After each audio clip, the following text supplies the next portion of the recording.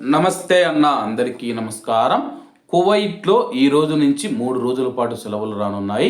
అలాగే శుక్రవారం, రేపు శనివారం వారాంతపు సెలవులు కలుపుకొని, అలాగే జనవరి 18 ఆదివారం రోజు మనం చూసుకుంటే కువైట్ క్యాబినెట్ ఇస్రా మరియు మిరాజ్ సందర్భంగా మనం చూసుకుంటే అధికారిక సెలవు దినం ప్రకటించడంతో కువైట్లో లాంగ్ వీకెండ్ సెలవులు 3 రోజులైతే వచ్చాయన్నమాట.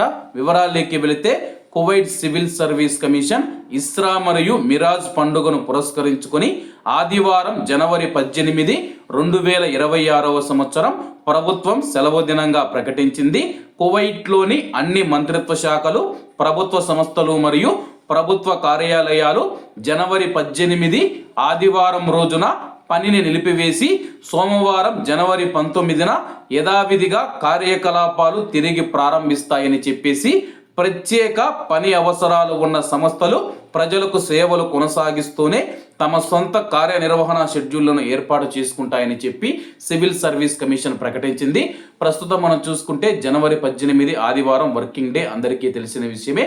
ఈ నేపథ్యంలో మనం చూసుకుంటే కువైట్లోని ప్రభుత్వ కార్యాలయాలకు ఈ యొక్క సెలవు వర్తిస్తుందని చెప్పేసి, అలాగే చాలా వరకు మనం చూసుకుంటే ప్రజలకు అత్యవసర సేవలు అందించి కొన్ని సంస్థలు ఉంటాయన్నమాట. అగ్నిమాపక శాఖ కావచ్చు, ఆరోగ్య రంగం కావచ్చు, లేకపోతే సైనిక రంగం కావచ్చు, పోలీస్ వ్యవస్థ కావచ్చు, మినిస్ట్రీ ఆఫ్ ఇంటీరియర్ కావచ్చు, ఇలా రకరకాల వ్యవస్థలు, సంస్థలు కువైట్లోని ప్రభుత్వ రంగంలో మనం చూసుకుంటే కువైట్లోని ప్రజలకు అత్యవసర సేవలు అందిస్తూ ఉంటాయి.